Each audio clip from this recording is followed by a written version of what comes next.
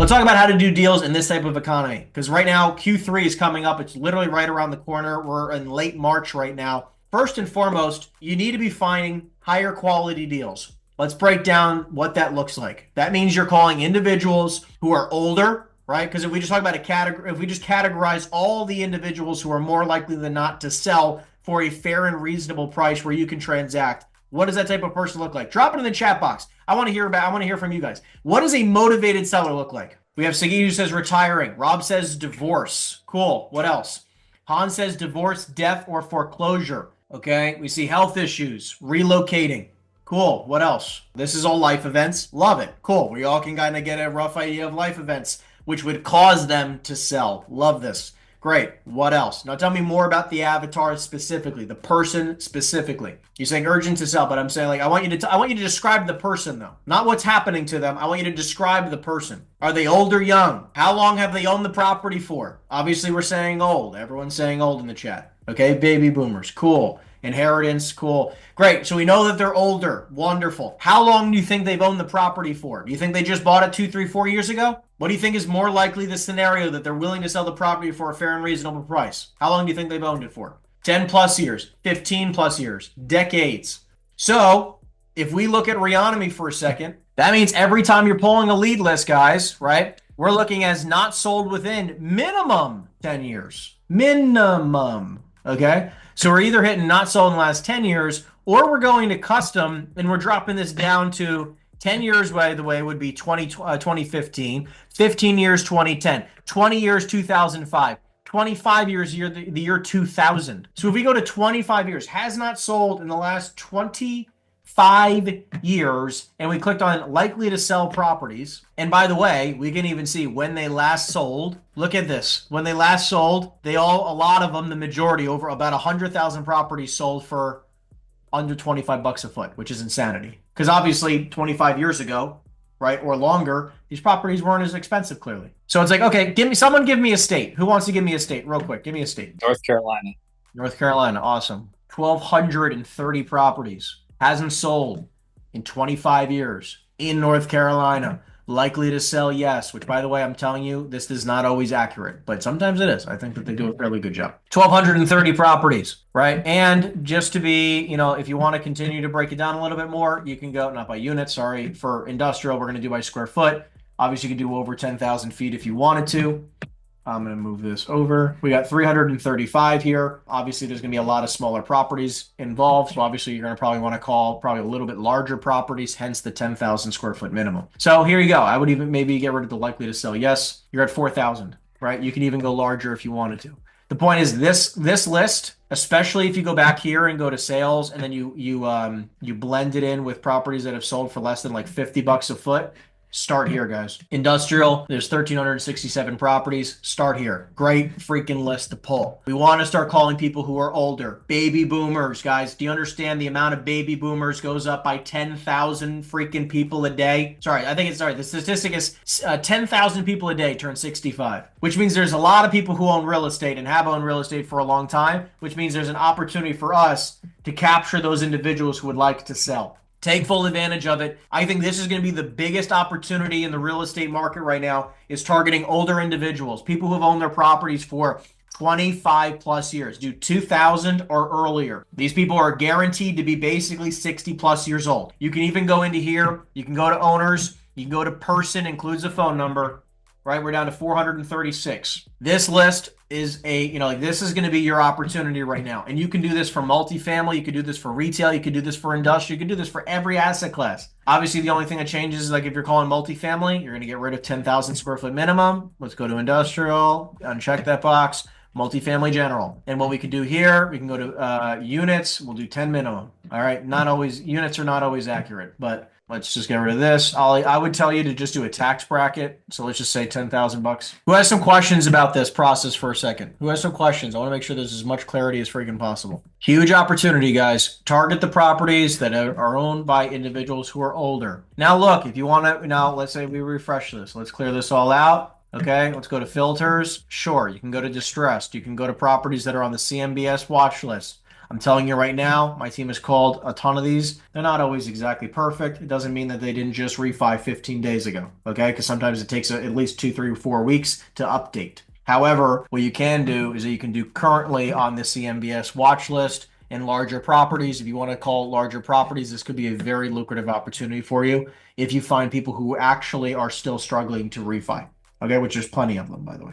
What does that mean? What is CMBS? So CMBS watch list is like this actually gives you an example right here. CMBS servicer watch list reference a broad range of potential problems ranging from a minor failed inspections to departures of major occupants or debt service coverage ratios falling below specific benchmarks. So essentially, the long story short is that CMBS is it's like an agency type of loan where they have strict guidelines in order to even get the loans. CMBS loans are also done majorly on larger properties. Typically, the smallest CMBS loan they will do is $3 million, and that's very tiny to them.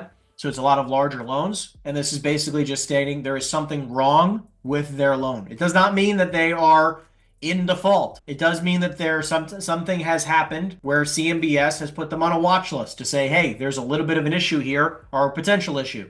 A tenant just left. So when a tenant leaves, obviously income is leaving. And when income leaves, that means the debt coverage ratio is dropping. It could drop very rapidly. And if you're under a certain debt coverage ratio, these banks have covenants. These are just sort of just contingencies in a loan, essentially, for the bank that state, hey, if your debt coverage ratio ever drops below X, call it 1.25, 1, depends. You can negotiate all this type of stuff. But if it drops below a certain rate, then we can take your property from you. Okay, this is real deal stuff. So Erica said, have you ever dealt with a virtual assistant? I've got the leasing side of my business, and it takes up a large portion of my day trying to find a way to do administrative tasks like scheduling, LOI drafting, inbound calls, CRM management, etc., outsource so I can dedicate more of my day to sales transaction generation. Yeah, so keep in mind that I think every single person in this group right now, you should have some type of virtual assistant / transaction manager. This simply can be done with somebody that you're paying either a few $100 a file, which, by the way, I don't care if it's a lease. I don't care if it's anything, right? Like it could be any type, leasing or sales. You can hire somebody on a per transaction basis for something like $100 for listing a property for you, and you pay them when it closes, or $50 up front and $50 when it closes, or handling an entire transaction for you for a couple $100, and you maybe pay them 50% up front, 25% up front, 100%, whatever it is you negotiate. Very, very lucrative opportunity for every person. If you want to get more of your time back, highly recommend getting some type of transaction management individual. Now, you can hire a VA. I think a VA can be very lucrative as well. Some of them only cost somewhere between $100 to $200 a week, maybe $300 a week for a really good one. So you could hire people for a very affordable price to get VAs. However, I will be clear, not every single one of them is going to work out. You might have to go through 3, 4, 5, 8, 10, 20 of them to find a very good one. Sometimes you get lucky and you get a decent one right away, but it's rare. Okay, you will have to work through quite a few. You're going to want to look at their previous experiences and make sure, like, hey, if I'm going to hire a VA, which I'm saying I recommend, okay, I think it's important that you should hire a VA when the money is right, that you give them tasks that they have experience with in the past. So if you're asking them to make calls, right, to like schedule appointments and speak to people, but they don't speak good English, you're going to have a problem. Okay. So keep in mind that I think that for every person, whenever you're hiring anybody, one thing you're doing is checking references and past history of performance, because past history of performance will predict the future. So if you obviously are looking to hire an executive assistant as an example, whether it's a VA or a transaction coordinator, have they had experience doing this? If they have not, go find somebody who has and pay a little bit more money. Because I'm telling you, you do not have the brain capacity to train somebody from scratch, go do a task they've never done before. There is enough people out there that have done tasks in the past that are identical to what you would want them to do now, and you just pay them a little bit more than somebody who has absolutely zero experience. You're going to do way better, okay? So just my 2 cents. Han says, how did you find your virtual or your VA assistants, and what was important for you? What made you hire the current one? So I have about a dozen VAs who work for me today, but they do everything you could possibly imagine. The first one, by the way, was referred by a friend who had a VA. That VA knew a few people who were looking for work. I asked for someone if they knew anybody. That VA, and that's how we got them. However, you can go on Upwork. You can go, there's like a dozen different apps you can go on today to find virtual assistants. I would also tell you there's a lot of Facebook groups that have virtual assistants that you can look in as well. Do not make it complicated. Like I think that one thing I want to stress to everybody is people's levels of resourcefulness. Where it's like, hey, if you want to find a VA, Google. I literally will do this right now. What is the best place to find VAs? Okay, Upwork, number one. Wing Assistant, Remote Coworker. I've never used any of these. Virtual, Fancy Hands, WishUp, My Outdesk, Time, etc. Paralado. By the way, if you're paying anything more than $10 an hour, you are crazy. And then basically, once you hire one, you can hire many. Brett, I know you've had some success with hiring VAs. Have you only used Upwork? I've only interviewed a bunch. So, but what I did find is like these note taking things that everyone's using. Yeah, like The one that Rafiki that I found, you can create a whole grading system, and you can put your VA's calls into the system, and it'll grade all their calls. So you can literally, after 1 week, just take all their like calls that are over 2 minutes and see how they're doing, and then you can know within a week if you want to keep them or if you want to fire them, and it'll give you a grading, and you can create the whole grading criteria as well. What's the app again? It's called Rafiki. I'll send it in here. I just signed up for it, and Yeah, I think keep in mind, guys, like when I hire a VA, one of the very first things that I'll do is that I'm like, send me all of the past places you've worked and the actions and activities that you've done for them. Every activity that you have experience with, I want to know the tasks and activities. Then I like to ask questions of saying, if you could do your dream job, that if you went to work every day and you just did what you absolutely love to do, what is it? Okay, give me all those tasks. And then the last question is saying, what are your least favorite tasks of what you've done in the past? Then what I'll do is once I get all that data, I will be able to decide what project I want to give this person before I hire them. And what I'll do is I'll say, listen, every single time I hire somebody, I like to hire for the long run. So I do two things specifically first. One, I like to give a project. Now it'll be a paid project. It's not for free. We come up with a price for the project. And I like to say, hey, this is the project that I need to have done. I want to test your ability to do work. Right? But I like to make sure that they're doing things that they like. So what I'll do is like, I'll give them a project and say, hey, as an example, I need you to pull this type of lead list. I need you to import this type of thing. I need you to do this type of work via an email, whatever it is. I'm going to come up with a project of something that I'm going to have them do in the future. But I want to give them a test. I want to know how fast they'll complete. I'm going to say, listen, this is your project. I'm not telling you when it's due, but I want to see how you work. So but the point of this is to give them basically something where you can even say, I'm not telling you when it's due, but obviously I'm going to judge based off of the work. Or you could say, hey, I want it, it starts on Monday. I want it done by Friday. Now, the people who will go above and beyond, those people you're going to want. They're going to do it in 4 hours, or did they wait all the whole freaking week? I know I said that I wanted it Friday, but I'm testing your discipline, your work ethic, everything. And you took 5 days to do something that I've had other people. And you could even say this. I've had other VAs that I've done the same project with, and some of them did it in 2 hours. And you took 5 days. I don't think this will be a good fit. Thanks. The last thing I'll do is, let's say they do a great job with the project. What they'll do is I'll put them on a preliminary 30-day period. And during this 30 days, I'll say, look, during this 30-day period, I try to negotiate with them a little bit lesser pay, number one. So if they want, let's just say $200 a week, $500 a week, whatever it is, I'll try to lower the amount of pay that I'm going to pay them per week by a little bit. And just say, listen, the whole purpose of this is a trial period. I want to try out working with you, and I want you to try out working with me. And if it's a wonderful fit, after 30 days, I'll make sure we go right to normal pay like we agree upon, and we'll take it from there. And what I'm going to do is I'm going to do this trial period where, look, during this entire trial period, I don't care if it's literally later today or within 30 days, I can let you go no hard feelings. Is that fair? This way we can kind of have a very open, direct conversation the whole time. And then I give them 30 days and see how it goes. Now, look, I fire people within same day, 2 days, 3 days, because I don't think it's a good fit. Or I've kept people for 30 days and I thought they were wonderful. Anyways, VAs I think are very, very, very lucrative. Thank you, Brett, for dropping in the chat. We appreciate it. A couple questions. Sam says, when you're trying to get a listing, do you generally reach out as a principal first? If I'm trying to get a listing, no. If I'm trying to get a listing, that is not the way I would start the conversation.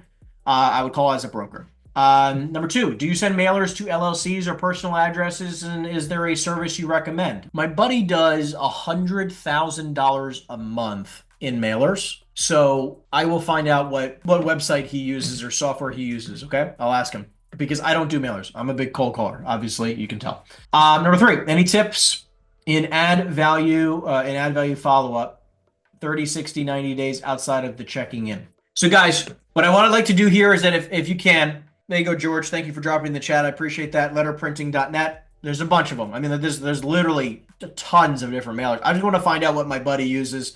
I don't personally do a lot of mailers, so like I'm not going to just give you some random website that I've never used. So I'm going to find out what they've used. So guys, Sam's question is there any tips around adding value when you're doing a follow-up other than I'm just checking in? So there's, by the way, they do a lot of business. 3, 4, 5 million a month in revenue. So they do very well. So, but they've been doing that a long time. I mean, now he does it for residential. I want you to understand. He does it for residential. It's not for commercial specifically, but we've been talking about that too. Let's talk about it like this. Let's talk about follow-up in a way that isn't just, hey, I'm just checking in, blah, blah, blah, blah, blah. Okay? Who wants to type something in the chat? What else can you do to add value to somebody when you're just doing your follow-up? When you're just doing your follow-up, who wants to drop something in the chat? What else can you say or do during a follow-up to be different than the person who just says, hey, I'm just calling to follow up with you? What else can you do? I've been in kind of an acquisitions role for 6 months, so now I'm starting to get those first, 30, 60, 90, et cetera. I mean, if it's a really, really brief call, you can just kind of make a joke like, hey, I think it was a bad time or something, but I just wanted to introduce myself as a human or, something like that. But anything they gave you from the previous time, right? So like yesterday, I called the guy and he happened to be coming back from Paris. So like next time we talk, I'll casually bring up Paris. Any sort of local news, especially if you guys are in the same market, like you live where the property is. And then just anything that they can give you in terms of themselves as a human that makes them unique, you can kind of casually bring that up. More so from the perspective of like what adds value, not just human to human, but just as one professional to another. Right? What would you think? What would provide value one human to another? Professional. I mean, sales comps, lease comps, any sort of new investors in the market. You can print out just the latest CoStar report from their market and send it to them. 100%. Yeah. There is the old corporate way of thinking, which is let me give this guy a BOV, broker opinion of value. Okay. Now, not saying that doesn't work. It's been done for 40 fucking years. Okay. Or decades. Okay. However long. Okay. That is obviously one way you can do it. Case in point, go to CoStar, print a report. You can give them lease comps, sale comps, the whole nine. That is one way. What is another way? Aggie says, give some real estate news, especially emailing the articles once in a while. Give them real estate news. Okay, go twice.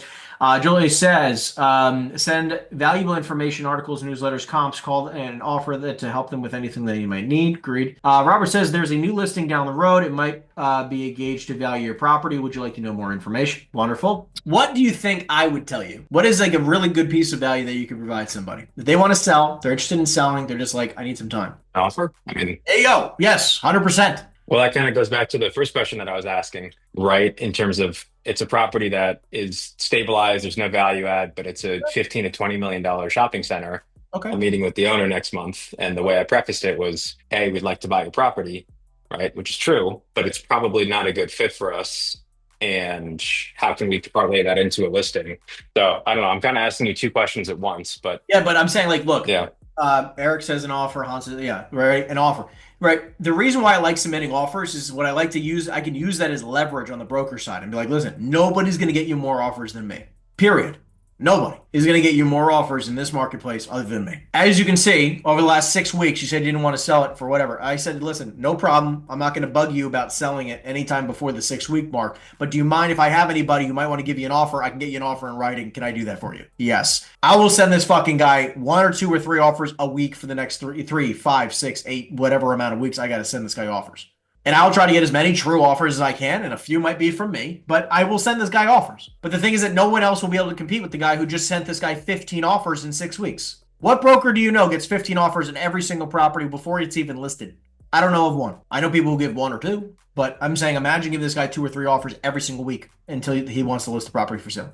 No, they don't have to be wonderful offers. They just got to be something in writing. It is a great way to follow up with somebody. Hey, listen, Sam, Henry, EXP Commercial, giving you a call about the property about 123 Main Street. We spoke about 4 months ago with the property. You said you didn't want to sell until the end of the year. Just wanted to clarify a few things. You have 2 minutes for me? Yes, great. All right, listen, 2 things. One, I just wanted to clarify, selling the property this year in 2025 still the game plan? Yes, wonderful. Number two, I spoke to one of my buyers the other day. We're sitting down having dinner, and I was chatting with him about a few projects he's working on. And he had mentioned something in the same area as yours. So I actually was, talking to him, about your property a little bit, gave him a little bit of information based on the previous conversation you and I had. We'd ran some numbers together, and we wanted to make an offer of $15 million.